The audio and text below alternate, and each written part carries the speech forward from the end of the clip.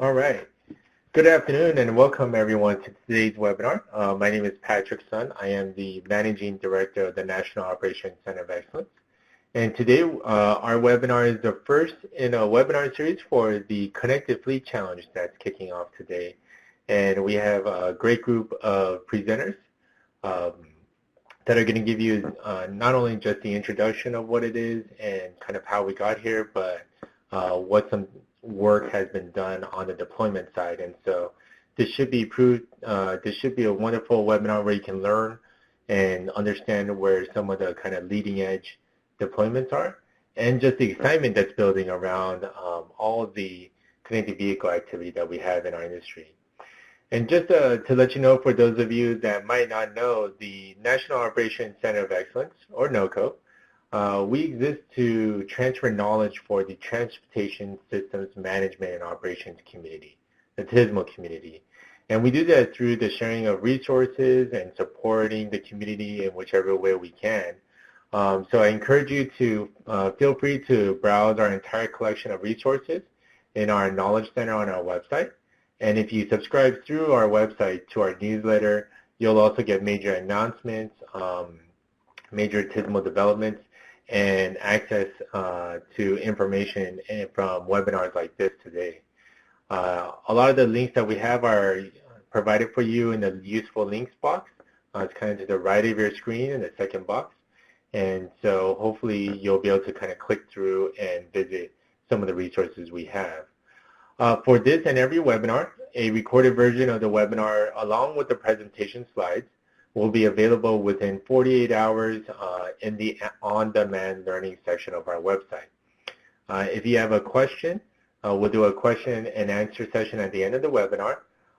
So we encourage you to enter them in the questions pod, question and discussion pod, at any time throughout the webinar presentation. Once you put it in there, we'll take care of it at the end of the webinar, and we'll be able to have the speakers answer any of your questions that you have. All of your phones have been muted, but so I'll just go ahead and read out the questions when we get to that point. And so with that, I wanted to go ahead and ask Blaine Leonard from the Utah Department of Transportation to start us off and give us a little bit of a background on the SPaT challenge and how we got here. Blaine? Thank you, Patrick. Appreciate the opportunity to be here, and I want to also extend my welcome to all of you who have dialed in today. There's over 60 of us on the call, and so I'm hoping that we can provide some information that'll be insightful to you. We've got some great speakers today to talk about some deployments that are going on, and I think this will be really valuable. So this is the first of a series of webinars focused primarily on the Connected Fleet Challenge. I'm going to walk through a little background and on sort of how we got here, but then I will turn it over to Mark Kupko to talk a little bit more specifically about the Fleet Challenge. And then as you see on your screen here, we've got Mark from Pennsylvania DOT, Steve Novosad from HNTB, the Tampa THIA pilot contractor, and Curtis Thompson from the New Hampshire Department of Transportation to talk about some deployments. Hopefully you're all familiar with the SPaT Challenge. The SPaT Challenge has been with us since April of 2016, so about 2.5 years, and we're really excited about how many people have engaged in the SPaT Challenge. In essence, the basis of the SPaT Challenge is to encourage all of our agencies to deploy DSRC technologies and broadcast SPaT and MAP messages. There are other things that a lot of us are doing and can do beyond the SPaT Challenge, working on security certificate management, securing those messages, broadcasting a correction message to deal with GPS inaccuracies, installing OBUs in vehicles, and that's really the essence of the Fleet Challenge, but many of us have kind of already started down that path, and implementing V2I applications, so making use of what we've deployed in a little more tangible sort of a way. And so that's really where some of this has gone. The SPaT Challenge specifically is challenging those of us in state and local infrastructure agencies to deploy DSRC units, broadcast SPaT and map with the goal of at least one corridor or network of about 20, I use the word about 20 intersections, and get something up in every state across the country. You can see the map there that shows where these deployments are and are being planned. The blue buttons represent a deployment that's up and running and active, and the green ones generally indicate a proposed deployment that's in process. I will tell you that our map is a little out of date, and we've got some that are green that are now blue, and a few that are not showing here at all. We're working on updating that. But in essence, what you'll see here is about 47 locations in 27 states. That's really amazing, and that's really great. A lot of people have learned a lot of things over the past 2.5 years and are continuing to learn based on these deployments. This currently represents, to our best understanding of gathering data, just shy of 700 roadside units actively operating and another 3,300 and some odd planned over the course of the next year or so. We're making a lot of progress, and this is great. Again, our goal is 20 intersections in 50 states by 2020. 2020 is coming pretty close, and so we're hoping that a bunch of these greens are getting close to turning blue, and some of the states not represented are still planning to jump in. As we've looked at these sites and talked to some of you who've been deploying, we found another interesting number, and again, it's sort of a ballpark based on what people are talking about. But in addition to deploying roadside infrastructure, collectively, we're hearing about an estimate of about 9,200 vehicles that people are planning to put OBUs in as part of their various projects that are going on. Now, that includes the 3 pilots, and there's a bunch of vehicles there, but a lot of the rest of us are connecting vehicles, and so this is really exciting and really forward-thinking. If you go to our website, which is where that map is, hosted by the National Operations Center of Excellence, Patrick's group, you'll notice a number of things there relative to this project that can be helpful for you. First of all, if you're not on that map, we would like to know about that. And on this page here, you can send an email to that address where the blue arrow is and give us some basic information shown by those bulleted items and tell us about your plans. And even if they're a little vague, even if they're preliminary, we'd just like to get a pin on there and know that you're working on something. We've had about 10 webinars to date focused primarily on the SPaT challenge through over a period of about a year or so, from early 2018 until early 2019. A lot of people have participated in these webinars. Some of you probably have been. And as Patrick said, today's webinar will be recorded and available. All past 10 webinars have similarly been recorded and are available by speaker. So you can look at a particular webinar and say, well, I don't want to hear Blaine talk about this, but I want to hear Bob talk about that, and you can just listen to that part. As we move forward with the Connected Fleet Challenge, parallel with the Connected Vehicle, the SPaT Challenge, we move forward with the Connected Fleet Challenge, parallel to the SPaT Challenge.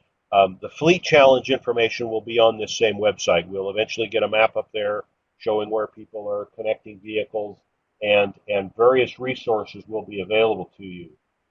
Here are the 10 SPaT Challenge webinars that we held, and kind of a general topic for each one of those webinars. The first 6 of them were really focused on helping sites get started. And the last 4 of them were a little more focused on successes and lessons learned and applications that people were doing. We've talked about the Fleet Challenge on some of those a little bit.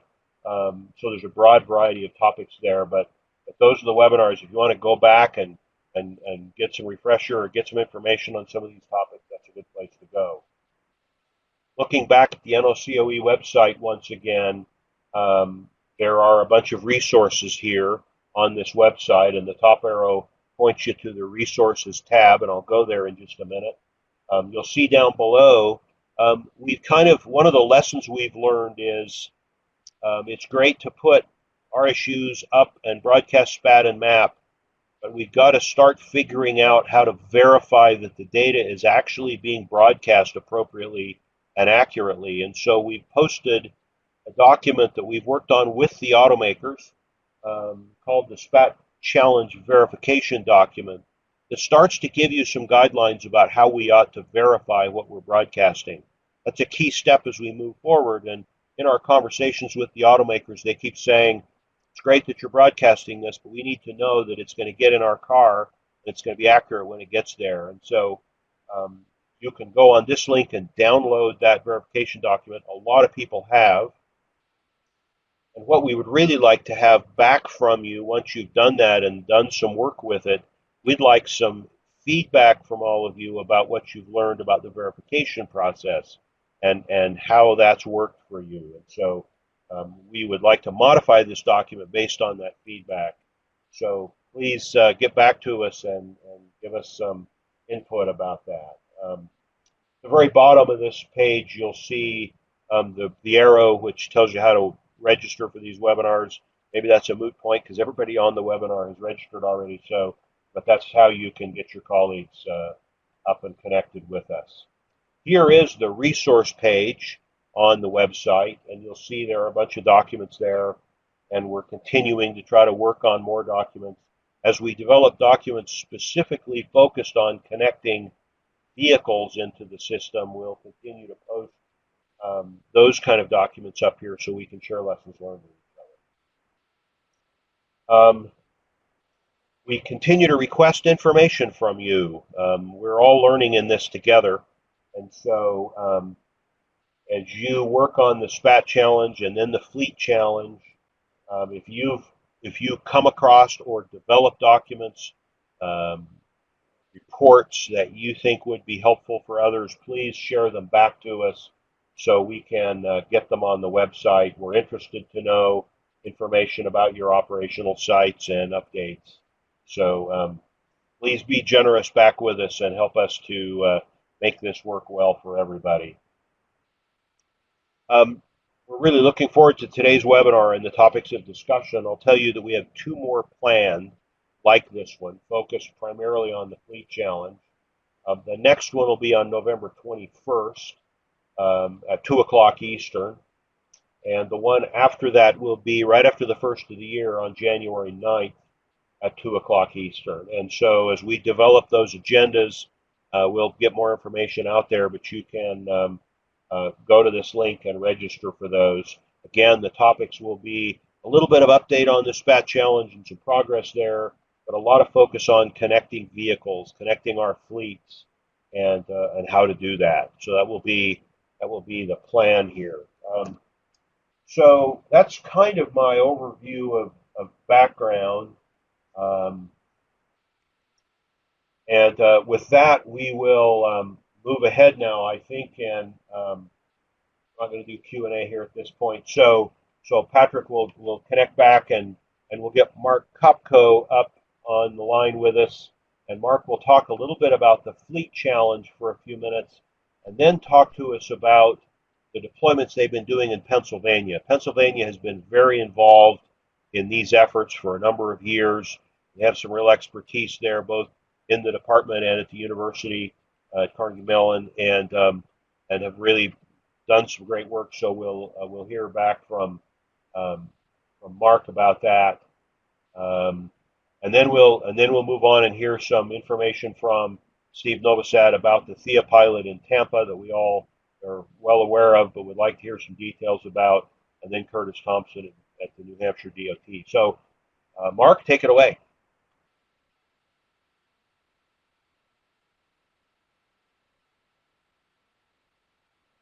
Give him a minute. I think he's coming off of mute. Mark, is that you?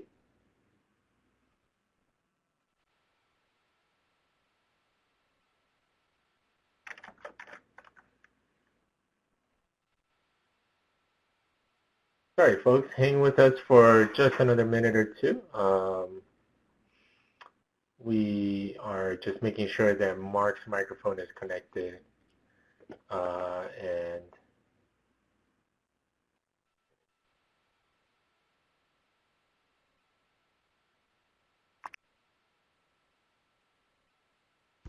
Can you hear me now, Patrick?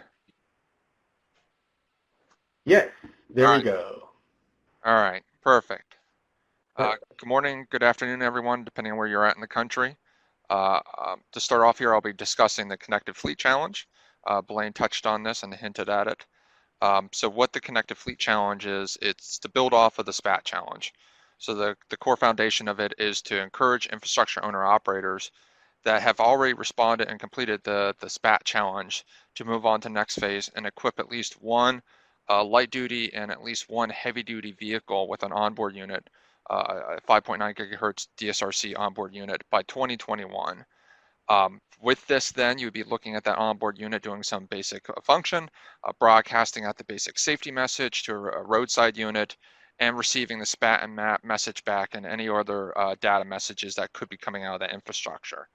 The big focus of the SPaT challenge was trying to get quantity to show commitment, to get experience, and really build out those corridors. The fleet challenge is slightly different in the sense that it's not necessarily quantity, but it's diversity is the focus. So different makes, models, years of vehicles, different types of vehicles, so that we can share those across the industry. So what is the Connected Fleet Challenge needed for? It's a couple things. Trying to get fleet owners experience procuring, deploying, operating onboard units so that they can prepare for the future, just like what you would do with the SPaT Challenge. The fleet owners and infrastructure owner operators will benefit from real world trials of this, try out different things, whether it be red light violation warnings, eco glide path, other applications that you can do that you can just take and information coming out of the SPaT message and correspond that to the onboard unit. And also infrastructure owner operators that participate in the SPaT challenge, it allows them to have a mechanism to perform additional verification of their broadcasts and their actual deployments that they have in the field. So there's a scale of the fleet challenge, as I mentioned. Public sector fleet owners aren't generally ready for a wide scale deployment. And there's several reasons for this. One, of course, funds are limited, and a lot of places are starting to take a wait and see approach, trying to see how pilots go and observing other sites. But that's not a reason why you can't just do something from a smaller scale. Also, because there's limited experience, at least from the public sector side, with operating onboard units versus looking at roadside units so far, looking at the different vehicle types, there's a lot of uncertainty about operating costs and any type of institutional challenges that go along with that over a long scale time period. So there's a need for an initiative to really help out the operators gain this experience and position themselves so that in the future you can have those large scale deployments. So that is where we're looking at for the Connected Fleet Challenge. So as I mentioned, diversity is the goal to Connected Fleet. Ideally, we want to have a variety of makes and models configurations of both light duty and heavy duty vehicles. Each fleet operator does not need to deploy each of every variation. That's where the lessons learned and sharing comes into play. So if someone's actually deploying an onboard unit in a Mack truck, a 2018 Mack truck, well, that just makes it that much easier for someone who's looking at that and saying, I can just already build off of someone. They already did it with a Mack truck of this make and model. And while the SPaT Challenge tracks locations where the broadcasts are actually occurring, the Connected Fleet Challenge will likely track the variations of maintenance vehicles, buses, delivery vehicles, a variety of different types with onboard units equipped for sharing lessons learned for each variation. When we start looking at transit buses, for example, if 10 transit agencies each equip 2 of their buses, this could result in as many as 20 different models and configurations of buses versus having to go through and each one having to do this.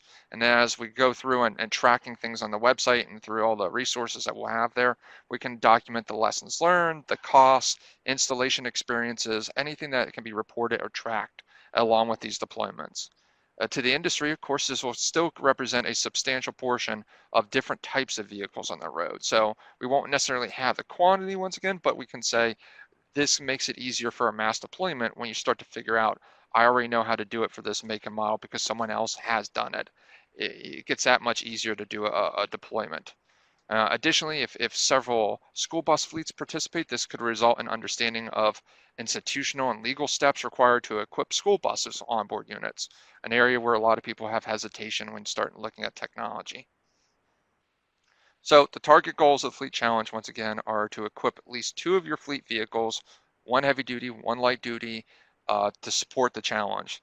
Fleet operators can collaborate with other fleets to try and get as much diversification and the vehicles equipped as possible nationwide. So perfect example is Blaine out in Utah working with their local transit authority and doing their work with their SPaT deployment. So with that, that's, the DOT does not actually own the transit vehicles, but working with the transit provider, that's a perfect example of operators collaborating together. And then fleet operators can partner with infrastructure owner operators too to deploy SPaT and map broadcasts to exchange data. So we just look at this as a way to leverage and keep progressing the existing deployments that we have. So of course it builds on the SPaT and the SPaT challenge, because you can use it to ensure that the SPaT and map messages are being properly transmitted. It allows for demonstrations of other applications. And then you have vehicles are also challenged to broadcast out the basic safety message, allowing the DOT to understand how to receive and process that type of data coming in, which is going to be a big function going forward in the future. Of course, there's benefits to both infrastructure owner operators and OEMs. From the infrastructure owner operator side, having experience installing, lessons learned, technical experiences, they can test the CV applications, you can test onboard units and roadside units, interoperability, and opens the door for more day one applications. And from the OEM standpoint, it still increases market penetration. There's some safety benefits depending on the type of vehicles that are equipped.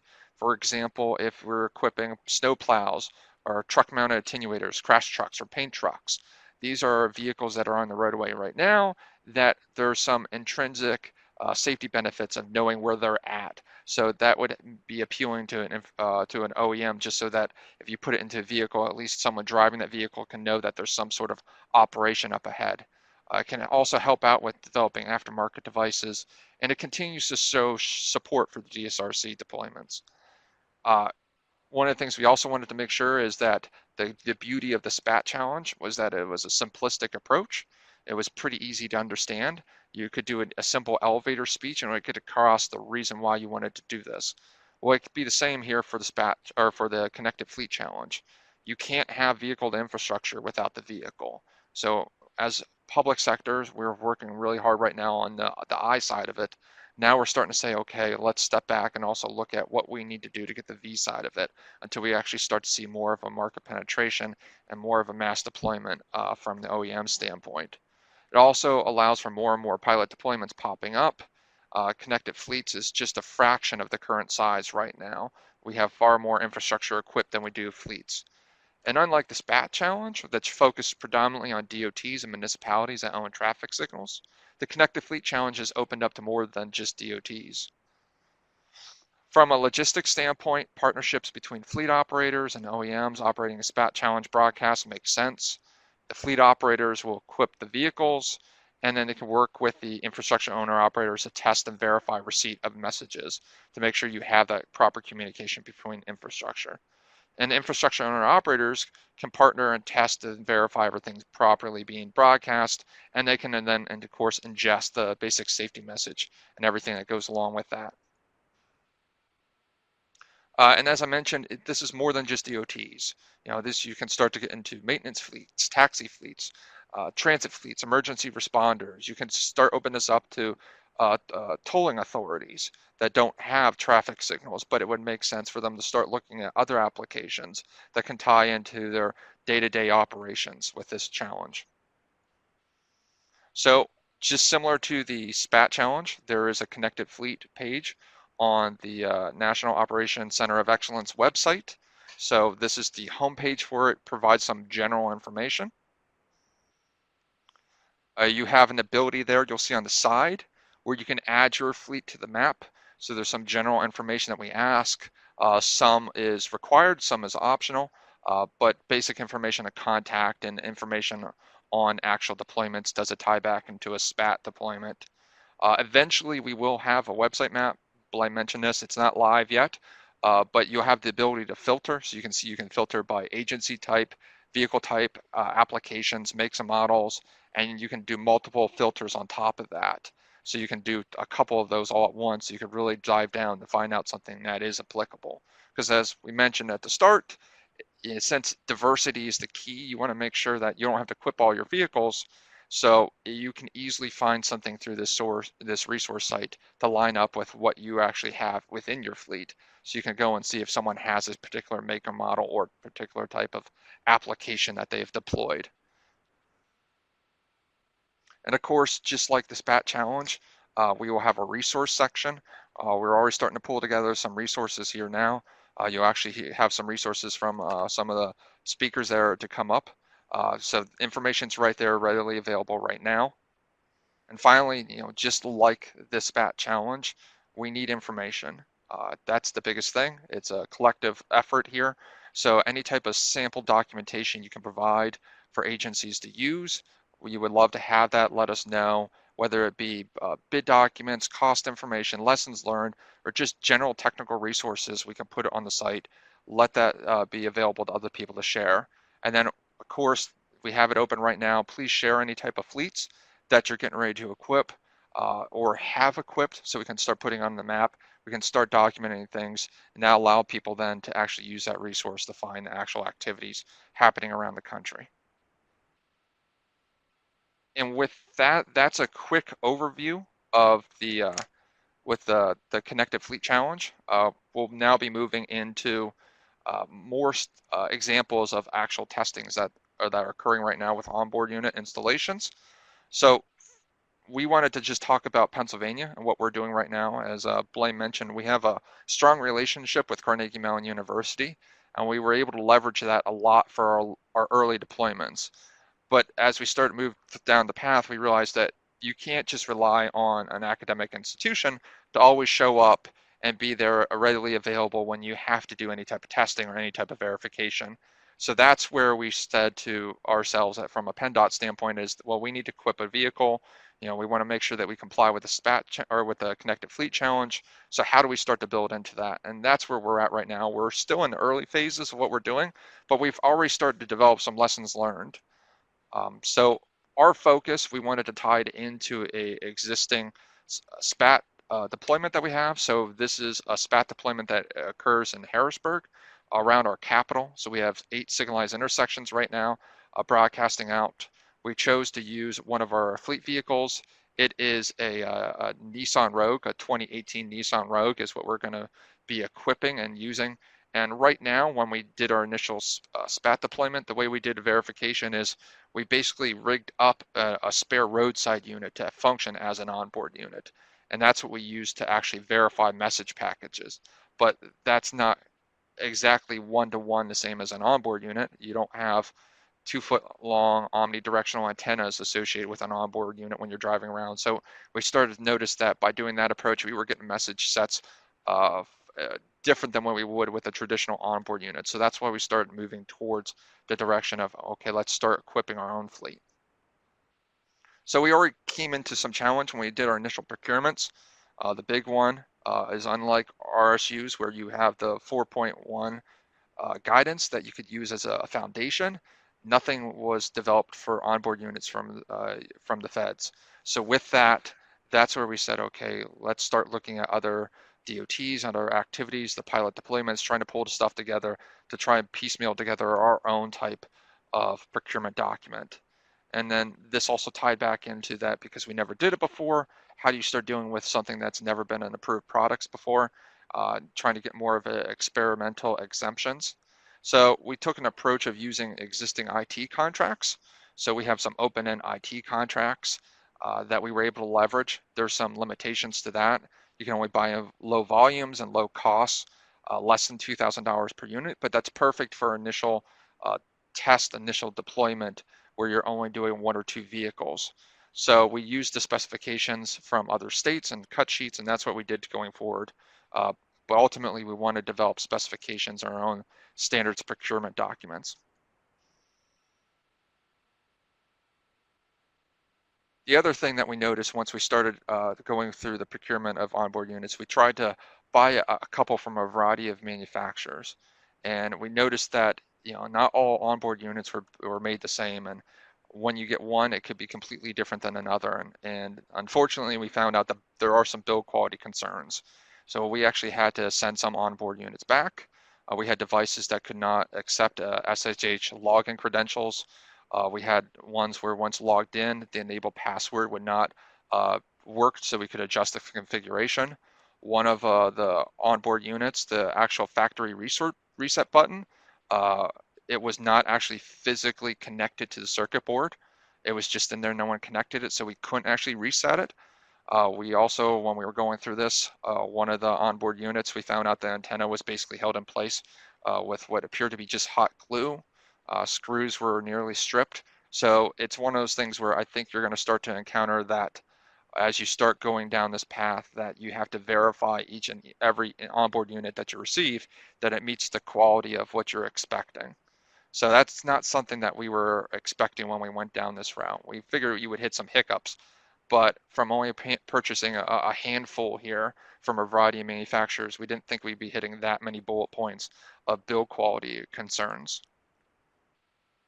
When we did do initial tests, we found out there was failure between the communications, just because firmwares didn't line up exactly. One was one version ahead of the other, so we weren't getting any messaging. Even though that we thought we had the most up to date, being the brand new device, we still need to do firmware updates. We also found out that lack of documentation, and even from the vendor, there was a lot that we had to work with, trying to share information back and forth and building on that. We found interoperability to be an issue, even though with, say, the Lear, we have a rod around our capital, so we were using Lear to try and make sure that we had from a similar manufacturer. We still had ample issues with roadside units and onboard units and preliminary tests properly communicating with each other. And then onboard units, we had issues with different makes and models where onboard units had issues sending and receiving messages because it was a different manufacturer. So trying to go through and adjusting, and then trying to find the documentation to actually figure out how to make that work. We thought the technology was going to be the hard part. This might be the big one that we learned is the internal policy was just as big. So when we start looking at this, of course, we've never done this before as a DOT, so we leverage consultant support helping us out here along the way. So we thought, okay, we can get the consultant to help us install. We found out that that can't be when they're actually putting anything on a state-owned fleet vehicle. It has to be done by actual DOT staff. There's policy associated with that. There's liability associated with that. So with that, we basically have to have it where the consultants will give a guided support as we go through, where we actually have maintenance staff actually doing the installation. We thought that that it would be pretty straightforward once we have it on, that we would have the vehicle, but because broadcasting information that comes out of onboard unit puts positioning with that, there was concern from a union standpoint. We had similar concerns when we did AVL and snowplows. So that limits who can use the vehicle without us going and actually getting permission from the union, because it puts out specific information so that someone could figure out where someone was at any given time. And there was concerns from a union standpoint. When we started thinking about how to have the human machine interface, we wanted flexibility. So we were looking at using an Android tablet. Unfortunately, we're more of an Apple shop for tablets. And we found out that iPads are extremely locked down. So now it's trying to work through our IT folks and trying to get the permissions necessary and go down the path to actually go with Android, which is more open and allows us to do a variety of things. But without that, there's some security concerns. And then finally, when we start looking at the CAN bus, besides the what people are already familiar with, actually just coding information coming off that CAN bus is an issue in itself. When we start talking about trying to tie into it, our maintenance folks and our fleet management start raising concerns that based off of how we actually purchased the vehicle, there were concerns that it could potentially void the warranty of our vehicles. So they're going through a legal review right now to verify that is not the case. But that's just something that we never anticipated when we started going down this path. And with that, I believe that is my last slide, Patrick. Sounds great. Thank you so much, Mark, for giving us that overview and in-depth of what Pennsylvania is doing. Next, we have, Steve Novosad coming in, and he's going to give a lot more lessons learned. Oh, let me just get his presentation queued up. At what's going on in Tampa. So, Steve, you with us? Thanks, Patrick. Appreciate it. Perfect. Yeah. So I'm going to, for those that I know everyone's probably heard of the pilot, or most everyone, but I'm going to give we'll give a little bit of background on what we're doing for the pilot. Then we'll talk about some of the challenges, and I've seen Bob Roush posting some information about challenges as well. So we commiserate about those, and then I'll give you a little bit of perspective on platooning itself, and what I think is some of the benefits and challenges of that. So so the Tampa Hillsborough Expressway, or THIA CV pilot, is located in the downtown area in 1 square mile. What you see here in front of you are the different applications that we're running as part of the pilot. These 11 applications make up 6 use cases. Most of our 3 of our use cases actually intersect. If you look there at the wrong way entry prevention there, you'll see that we have 3 use cases intersecting there. One is our morning backups we call rush hour collision avoidance. We have some apps there. We use V2V apps in terms of forward collision warning and emergency electronic brake light warning.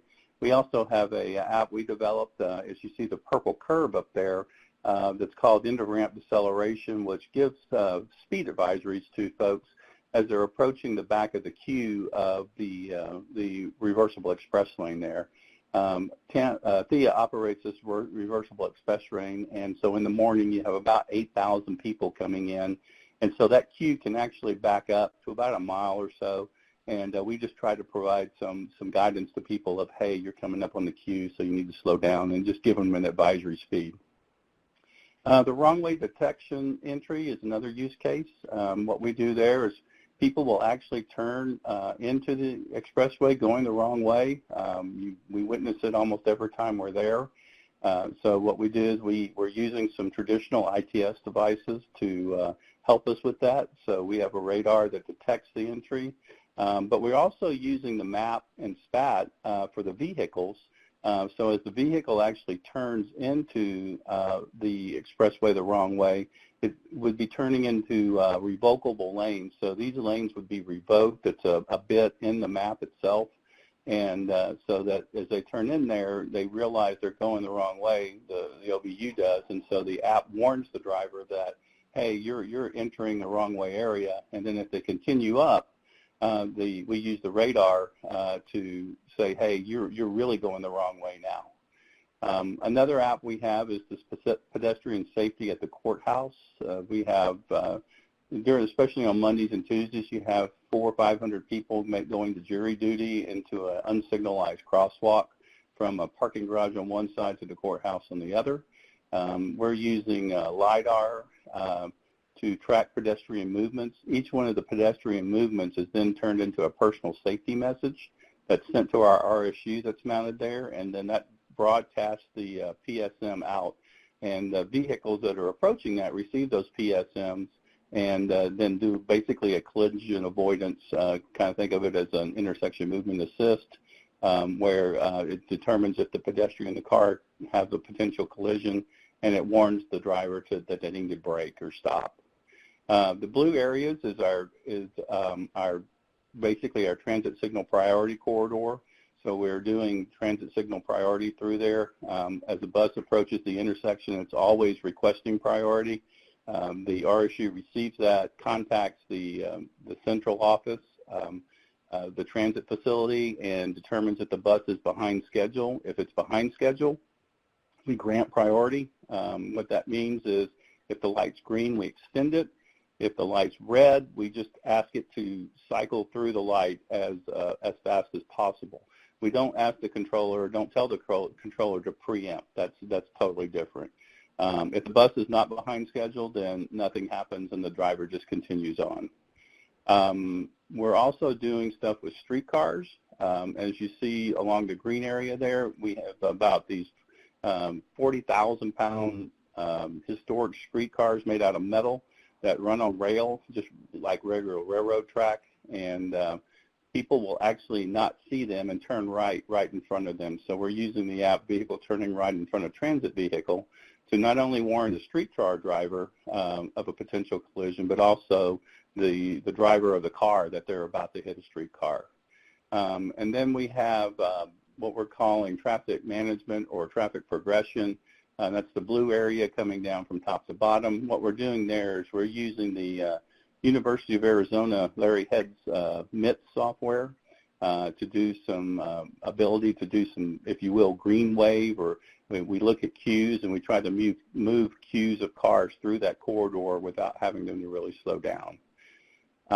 So we, just to give you a status, we are all complete with phase 2. In fact, we're halfway, we're 2/3 of the way through phase 3 now, the data gathering phase. There's a lot of data that's been gathered. If you go out to the ITS Public Data Hub, you can find a lot of data from the Tampa pilot as well as the Wyoming pilot to see what we've been doing. And so what we're finishing up here is in February, at the end of February 2020, we finished collecting our data, and then in February we'll finalize our data stuff, and then in May of 2020 the pilot will complete. So we're on our last legs that we're headed at. So now let's talk about some of the challenges we had, and these are obviously specific to the Tampa pilot. We recruited private participants or private vehicles. So every day, people who drive the reversible express lane, what they did was they offered a toll incentive for them to sign up for it. And we had initially over 3,000 people say they were interested. We had many of those people signed up, and then we had some delays for a variety of reasons, and we ended up losing almost 75% of those folks.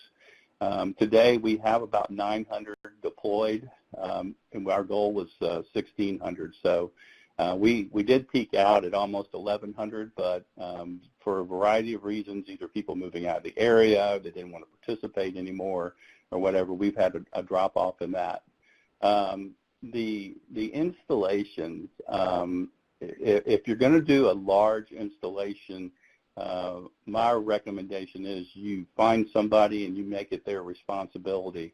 Essentially, you start running a used car service, if you will, where people are coming in, they're calling in for problems, they're constantly having issues, or they don't know how to use the equipment or whatever, and it just becomes a nightmare. So, you know, as agencies, as IOOs, you know, you really won't be in that business of that long term, but as you try to help get things deployed and deploy things in fleets and do some connected fleets, then we're going to have to deal with that.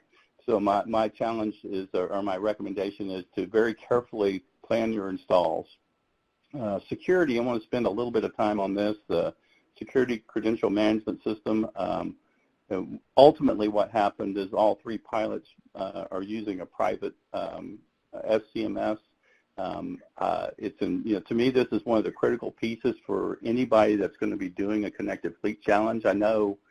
I assume that all the SPaT challenges are running without security, without any certificates to their messages, which is fine for now. But we're getting into a real world deployment, and people need to start thinking about building an SCMS, or not building, but getting access to an SCMS so that they can transmit and receive their messages securely, especially if you're exchanging messages between vehicles, for example. You don't want anybody to hack those.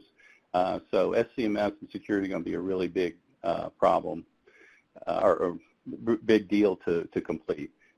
Ensuring you solve real-world problems, that's just as part of the pilot's kind of a THEA's mantra. They don't just go out and say, hey, we're going to deploy these apps to do that. They did some research up front and said, hey, what are the real problems out there? And then they generated their use cases around that. This one, the penetration rate of connected vehicle, as you can tell, you know, I think Blaine put up there would be about 9,000 OBUs on the road. So it's very low penetration rate. So as I've described a couple of times, we've augmented our ability to quote unquote identify vehicle location stuff using traditional ITS like radar and cameras to help us build the data for the apps that we're using. So as the penetration rate goes up, then the need for the traditional ITS will go down, but in your current deployments, I think that would be a very important consideration for you. And I think this was already kind of talked about, but the apps, you know, when we started the pilots, we were under the belief that the apps were really there and mostly ready to go, and we found out pretty well about 6 months in that really wasn't the case. And as I think Curtis said, that the vendors, they're not hardware, they weren't ready. We were pretty amazed at a lot of the issues that they've had. And I will just, you know, I'll make this statement. The devices we have are not automotive grade ready. We've had issues with vibration and things like that where the OBUs will fail or something that have to be replaced. So just know as you talk to these vendors, you need to make sure you push on them to provide you quality product that they probably can't provide automotive grade, but they need to know, you need to know what you're getting going in. You know, do your homework early to have a successful deployment. Don't just say, hey, we think we want to do X, Y, and Z, and then try to figure out how to do it. But do your homework early, get everything mapped out, get your vendors mapped out, and take care of everything. Pedestrian detection was just, when I talked about that app, we ended up using LiDAR. We initially tried to use, we thought about trying cell phones, knowing the GPS was an issue, but we thought we would try that. But we also found out the wireless connection the phone had to make to the RSU was a challenge as well because of the number of wireless networks running around there and just being able to have a solid connection back to the RSU to transmit data. Tampa is the lightning capital of the world, so our RSUs, even though they grounded them, it turns out some of the mast poles and things they grounded them to had been there for 30, 40 years. Found a rusted bolt that allowed it to, when the lightning struck it, it blew out the RSU. We found powder coating that caused between two parts of the mast arm that didn't allow it to ground properly. So there's a lot of issues or concerns you need to look at when you go to mount something up on one of your poles. Just make sure that everything you need in terms of grounding is there. Because what happened to us is that the lightning would strike and it would go right into the RSU and it would find the PoE connector and just fry the RSU. Communication infrastructure, really what that is talking about is more of make sure you have the best backhaul you can from your RSUs back to wherever you're pulling the information. So back to your traffic management centers or such. Thea is using a lot of city intersections and they don't have fiber in place, so we ended up having to use Verizon LTE to backhaul our data across that. So you can imagine 35 or 40 intersections pumping data back and forth, how much that might cost. So just know that, be ready for that or plan for that. Again, if you've got fiber, that's obviously the best way to go. Over-the-air updates are critical. We are doing over-the-air updates to download and or to upload, however you want to say it, to the OBUs to update the firmware as well as the configuration files. And then we're also pulling these data logs off the OBUs back to the RSU and sending that data all the way back over to our performance measures guys. That's the data that's really being analyzed. In a real-life deployment, you really won't have that data. You won't be pulling these logs, so that's maybe not as big a challenge long-term, but for this pilot, it would be something you want to consider doing. Obviously, we have two vendors that have got that. New York has one, and Wyoming has one, so there are vendors that know how to do it. And I would just encourage you guys, as you're thinking about it, what data do you want and what data do you need, and how are you going to evaluate success, then you really want to think about that. The other thing that we really kind of learned was that is to get some infrastructure out early and try to get the vendors, the OBU vendors out there to just do some system to end-to-end testing. There's nothing like being in the real environment. Just a perfect example of that was we were doing a big test for USDOT, and all our applications just quit working.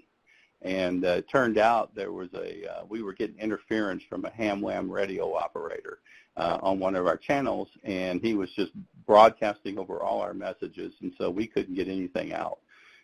So you just want to make sure you're not only is your infrastructure ready, but everything is ready, that you've got clear airways and you can operate. And then one of the challenges we have with our OBU vendors in particular, but our RSU vendor as well, is that they have distributed teams, and so some are in Europe and some are in India. So being able to get quick response or information is sometimes difficult. You might think it's great, they can work on the problem overnight and have a new solution, but it doesn't always work that way. So just know when you look at your vendors and talk to them, I would ask them, where's your development team, what's your response time, and those kind of things. Finally, I just want to wrap it up with truck platooning. So we had, these are some challenges I see with truck platooning. I was actually part of a truck platooning workshop in DC a couple of months ago with Ken Leonard and Steve, I can't remember his last name, CEO of Peloton. But we were talking about truck platooning, and so I just wanted to throw this up here and say, what kind of platooning issues do you see? Well, there's, if you've got a platoon of trucks or vehicles or whatever, getting on and off the freeway, for example, something that I'm not a traffic or a roadway guy, but when you have vehicles following very close to each other, you get a lot of wear and tear on that same lane. You can have issues with bridge weights if you get too many, especially trucks on there at the same time. And then what do you do about the people who decide that, they want to cut in between two trucks in the platoon? So just some challenges to think about. But the benefits are, you can move freight much more efficiently. Obviously, you can get improved energy efficiently because you get a lot better, the word escapes me now, but they get a lot of they're close enough where they improve the black ones improve gas mileage.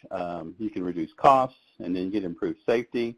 And as many of you know, in trucks especially, we have a huge driver shortage right now. So automated vehicles or vehicle trucks is probably a good thing. And that's all I have, Patrick. Thank you so much, Steve. That was very, very well done and a lot of insightful information. And thank you for sharing a lot of your lessons learned. The next speaker that we have is Curtis Thompson from the New Hampshire DOT. And Curtis is going to share his screen and his presentation and just kind of give you, another deployment and some responses and lessons learned from a very different part of the states from where you've heard. So Curtis, go ahead. Thank you, Patrick. Can everybody hear me okay? Yeah, we got you. Okay, to start off, the focus of the New Hampshire DOT project was on communication paths and message processing. However, we did have access to a prototype onboard unit, and we were able to verify our deployments with that onboard unit. For some background information, for our study, we had the listed partners. The project was funded through the New Hampshire DOT utilizing FHWA STIC funding. The City of Dover allowed us to utilize their existing signal infrastructure, including fiber optic interconnected McCain ATC controllers networked to a central system. And we worked with Denso to acquire the roadside units we used in the onboard unit for testing. Additionally, the University of New Hampshire Connectivity Research Center was a research partner, and they provided the computer engineering expertise required for our project.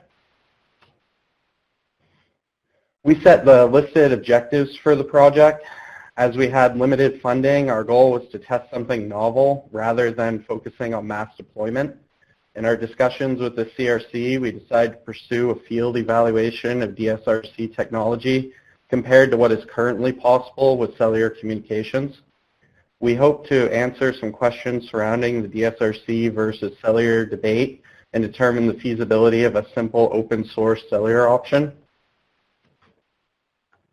The following 2 slides detail the 2 communication paths that we explored in our study. This first path utilizes DSRC radio technology to communicate between the controller and the onboard unit display.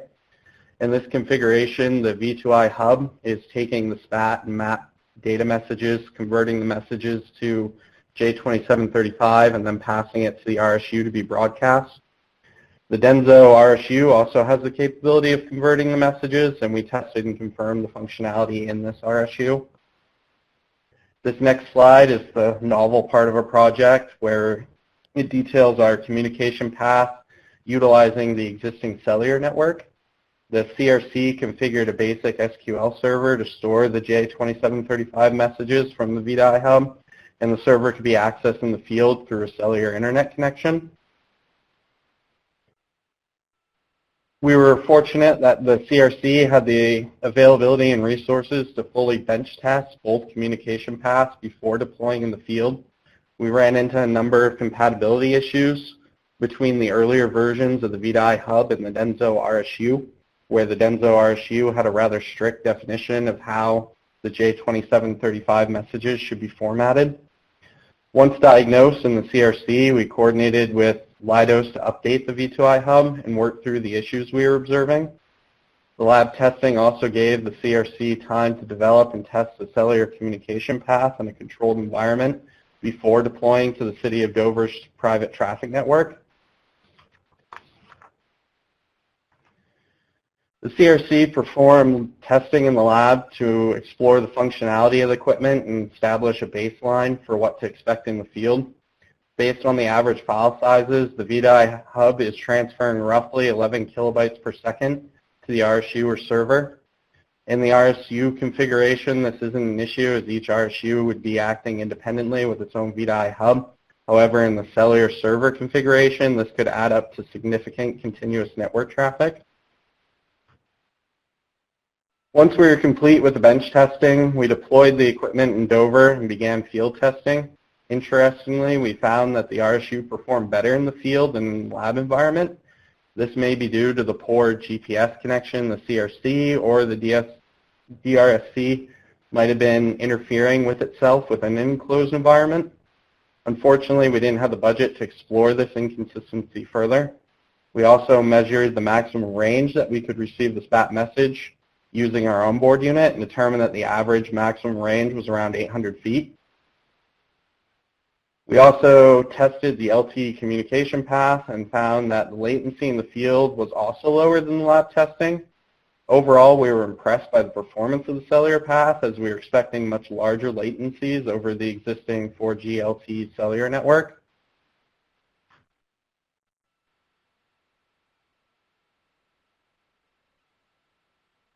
So just to quickly wrap up with some of our observations and lessons learned. As previously mentioned, we did run into some compatibility issues between the VDI hub and the RSU.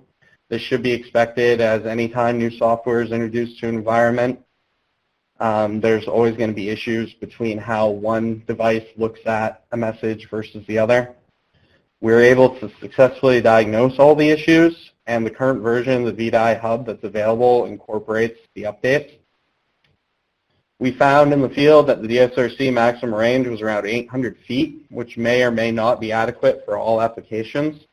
For example, with some additional research that we've done in more rural transit signal priority deployments, we've found that the optimal activation distance for the average intersection is roughly a cycle length, which, depending on the timings, could be 2 to 3 times the maximum range of DSRC, depending on the speed. Additionally, if an LTE-based solution is desired, the network bandwidth required to transfer the messages should be considered.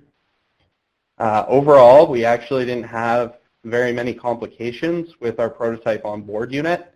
It used a simple magnetic antenna that went on the top of the car and came in through the sunroof, and it ran quite well. Overall, most of our issues were with the V2I hub, so we're very impressed with Denso's onboard unit. We did have the opportunity to test the accuracy of the map files created using the US DOT online tool, and we generally found that the map files were accurate for lane accuracy. We did observe some strange behavior when passing through the center of the intersection, where our onboard unit would place us in either the on-posing through or side street approach, but we believe this was mostly caused by the onboard unit's red light violation evaluation of the map file. In conclusion, we submitted our final report in January of this year, and feel free to contact me if you are interested in reviewing it. As for now, the DSRC radios remain operational in the field, and we are considering future plans on possibly exploring pedestrian-related applications. And then for a little bit of excitement, hopefully it works, but to end off, here's a short video of our DSRC red light violation application in operation at one of the test intersections. And it skipped it.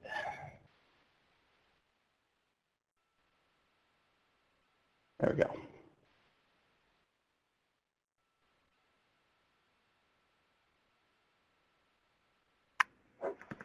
For those on the webinar, if the video is a little bit laggy, there's all sorts of factors that I think you guys are well aware of what goes on when you try to stream video online, and depending on what platform you're going through. But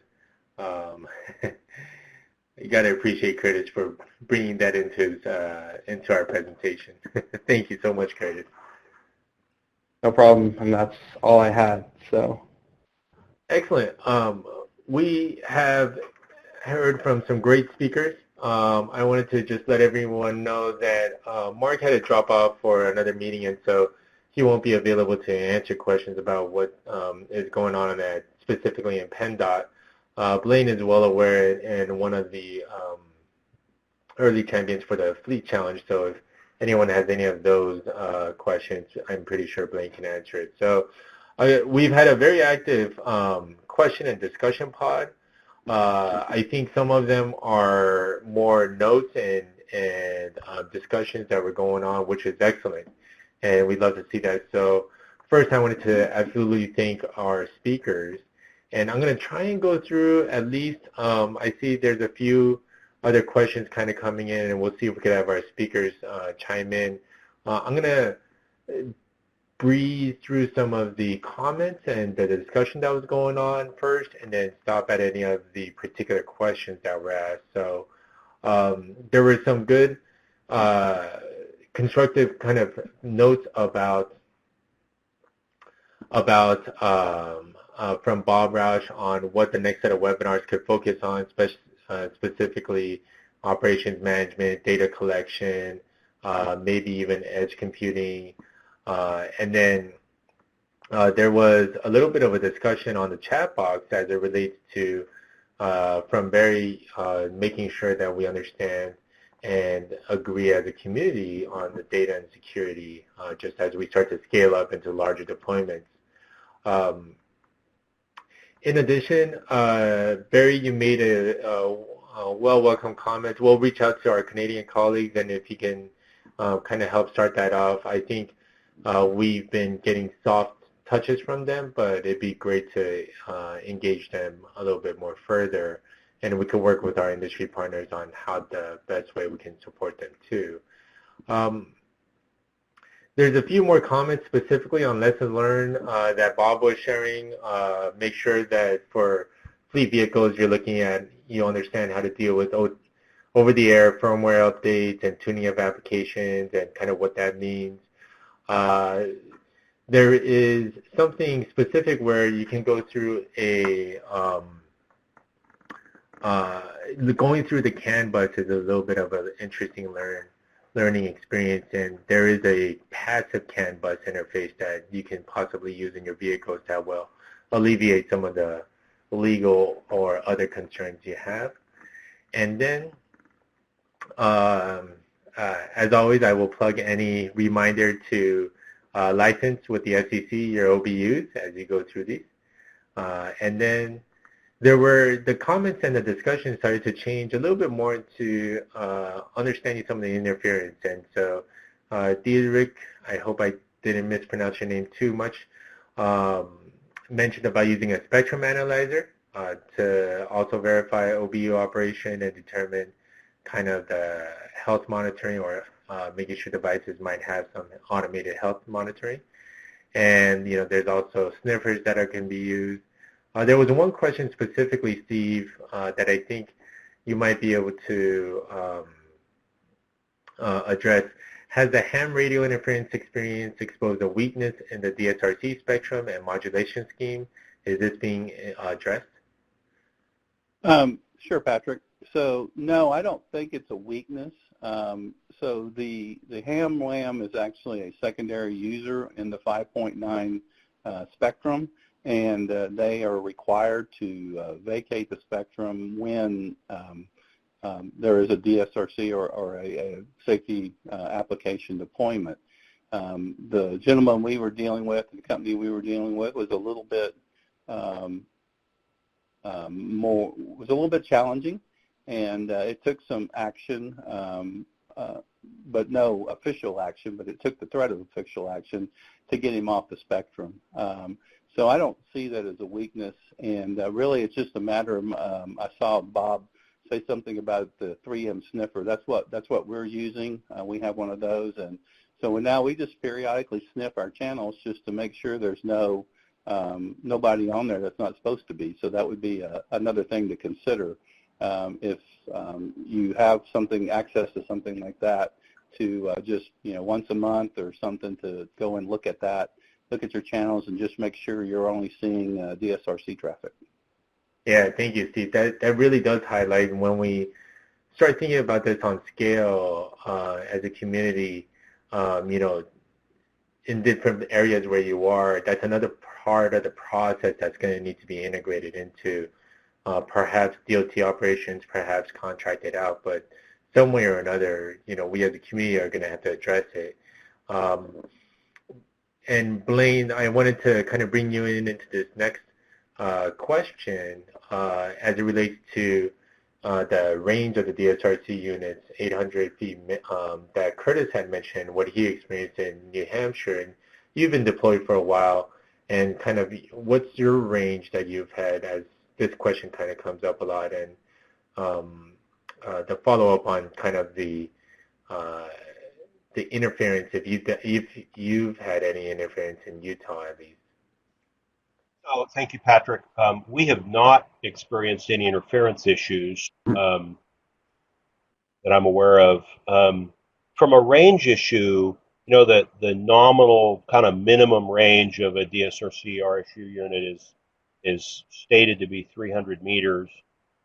There are some things that influence its range, where you place it, and specifically what kind of obstacles might be in the way, buildings, trees, other kinds of things, how you hang it on the pole and how close it is to the pole.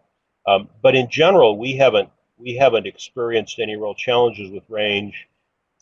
We quite often will pick up signals 1,000 meters or 1,500 meters away, 3 or 4 or 5 times the distance that's stated as the minimum.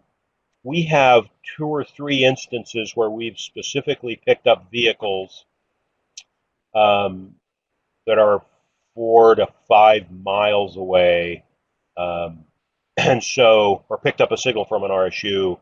And clearly in those cases, we've got an elevation change in the valley, so there's a clear line of sight, and we probably have some, we probably had to dial down some power or something on those units, but we've had good luck getting good range out of RSUs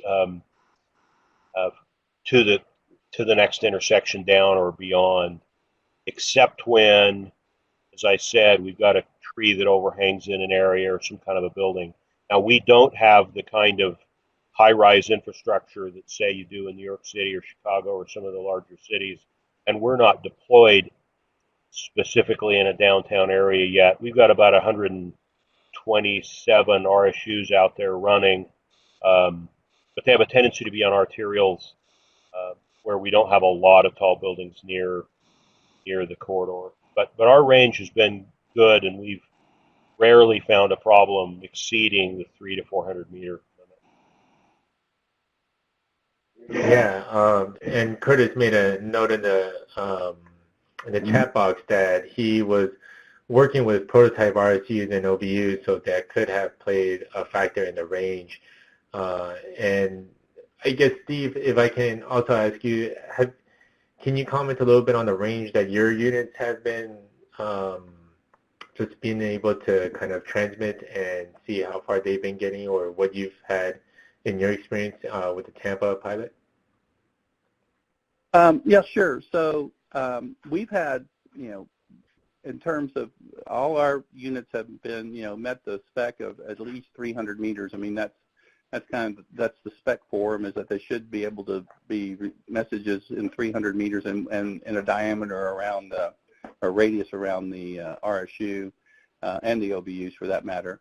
But for as RSUs goes, we have seen up to a half mile to 3/4 of a mile in open sky and open spaces. We're actually taking advantage of that along the reversible express lane, where we've got 4 RSUs dedicated to doing over the air, and we're actually got them powered up to the point, well, not powered up, but they're broadcasting, and people are able to receive and transmit for about a half mile. So, but in the downtown area, you have to make sure you tune them down so you don't have a lot of overlap with your RSUs. So, if you've got a block that's not very long, you have to be very careful about overlap of RSUs. But generally speaking, 300 meters is what we see all the time. Thank you so much for that. It seems like as you all consider deployment and communicating between your RSU and OBU, as you're hopefully doing both the SPaT and the Fleet Challenge, Connected Fleet Challenge, you're understanding where you deploy and how that interacts with your system and the intricacies in it. It does look like everyone has similar yet different and distinct experiences. There was a question that came in from Val Rader, and he said he was talking with a vendor about some DSRC units that can mount on the socket on a street light head and daisy chain back to the signal/internet connection. Is this available? Is it being studied? So I guess Curtis, Blaine, and Steve, maybe in that order, I can have each of you answer if you are aware of any DSRC units that are mounted on the street light head. Curtis, anything from your end that you've seen? Yeah, I've never seen anything like that. Blaine, what about you? Have you, do you know what he's referring to? No, I'm not aware of that either. We generally are putting our DSRC units on signal poles a little ways out on the mast arm, and so we haven't looked for that kind of a connection. The bracketing to mount a DSRC unit is really pretty simple and inexpensive, so I'm not sure what huge advantage there is, except for maybe the daisy chaining part. But we want to make sure that signal is coming back clean and unimpeded to the signal cabinet. But in short, I'm not aware of anything like that. I will add to the previous conversation. Bob noted in the chat box that in New York they're getting 300 to 1,200 meter range on their RSUs in Queens, where they've got a lot of infrastructure. So, yeah. Steve, just to round out Val's question, are you aware of any of those DSRC units? I am not. Not seen any vendor with anything like that. Val, you have officially introduced something new, and so if you have any information that you want to share, or perhaps if you are looking at that for wherever you are and you want to share some of the lessons learned, I'm pretty sure the community would be interested. Few more comments / discussion that's been coming in as far as lesson learned being shared is to have a spectrum analyzer and a direction finder capabilities built into the RSU. That's possible. That's actually good feedback for vendors, but if anyone wants to just kind of encourage the vendors, that'd be really good. It seems like everyone is going to need to have a process to ensure interference management that maybe could be either automated or within the business processes, and see what the infrastructure owner operators need to change in their normal SOPs to handle that. And let's see. Bob made some additional comments as far as his ranges and also kind of line of sight, maybe Wi-Fi extender. Definitely looking at tree foliage, humidity, elevation. I'll throw in Steve's comment about lightning strikes, depending on where you are, and see how that is. Let's see. Jeff had a specific question. Going back to range, when you mention range, is that the extreme range, or are you still getting 90% of the packets? This one, I'm going to open it up. Maybe Blaine and Steve, you've had a little bit more experience kind of working with your ranges. Are you getting at least 90% of the packets, or most, if not, good messages received? Well, this is Steve. From my perspective, I don't actually have that number, but my sense would be is that we must be getting that because we're not having any issues with decoding messages or data or anything like that. The communications between the devices is pretty solid. So I think we're at least above that. So. I'm going to join Steve with that answer. I don't really know a specific number. But what I do know is we've got an operational system and we're getting enough communication that it's working.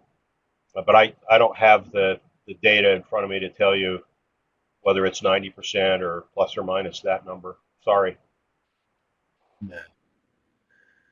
Yeah, I will have to ask my team if this has been one of the most active chat pods that I've seen in a while during a webinar. So thank you all, and I'll give credit to Bob Roush, who has been extremely active, which I love, and Bob's a good friend of ours. I'll leave it available for another minute or two to see if there's any additional questions coming in from really anyone on the webinar. Thank you so much for joining us. And if you have, I'd encourage if you have any specific questions about, even a connected fleet challenge, or perhaps, deploying on vehicles, to ask the speakers right now while we have them. In the meantime, you'll see the useful links are still available. Those are just general National Operations Center of Excellence links. If you go on our website, you'll also see links to the SPaT challenge and connected fleet information that you also saw through Mark's presentation. Those are really helpful, and that's where we're going to start to put all the resources. One of the common themes that has been a driver for success has been for us to share, the knowledge, and I think that's the really gem of the Connected Fleet Challenge, which is the diversification of the vehicles. We're looking to get lessons learned about as many different types of vehicles that are interacting, especially from the infrastructure owner-operator perspective, to ensure that we understand, what's coming in, how it's coming in, and what to do with it. It looks like there are the questions and discussions have kind of stopped, and I think this would be a great point, Blaine, if you can just kind of close us off. I'm going to bring back probably in your intro slide just a slide with the next upcoming webinars, but maybe you could give us a closing and just reiterate what the Connected Fleet Challenge is and kind of what the purpose and the goal is for us. Sure, Patrick, thank you. Once again, I want to thank the speakers that presented today, all the good information they had, all of you for joining us and sharing all the good information in the chat pod. This has been a helpful and instructive interaction, so this is great. Once again, the goal here with both the SPaT Challenge and the Fleet Challenge is for you and I to all get hands-on experience and learn how to move down this path. it's a start. It's maybe not an end. And we have to start someplace. And I believe we should start in relatively small steps and take a bite and learn how to move, and then add to that and move forward and make progress. If we don't take the first step, we'll never take the 10th or the 20th step. We've got to start someplace. And the SPaT challenge and the fleet challenge are both meant to be manageable small steps. It can be overwhelming to consider all the things we need to accomplish, and some of the chatting today was about some of that, and that's great. And we need to understand that we all need to get there, but we need to start someplace. And starting with a bite-sized piece and learning and then moving forward is kind of what this is about. We're excited about the fleet challenge and the opportunity for us to learn more about the vehicle side and how to connect. As Mark said early in his presentation, we don't have V to I without the V. Of course, we don't have it without the I either. So we need to get both those pieces working together, and we need to collaborate with each other and with the industry to make this happen.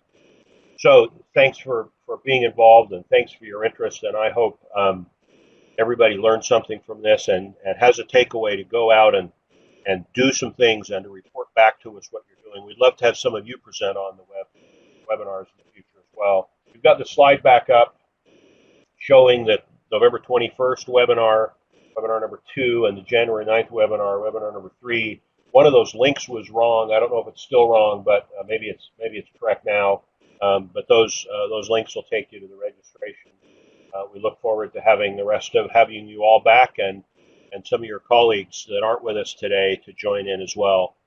Stay in touch, keep communicating, sharing, collaborating, and let's move this life-saving communication technology forward to meet all of our goals. Thank you very much, and thank you to Patrick and NOCOE for hosting us, doing all the logistics behind this. That's really helpful. Thanks to everyone, and have a good afternoon.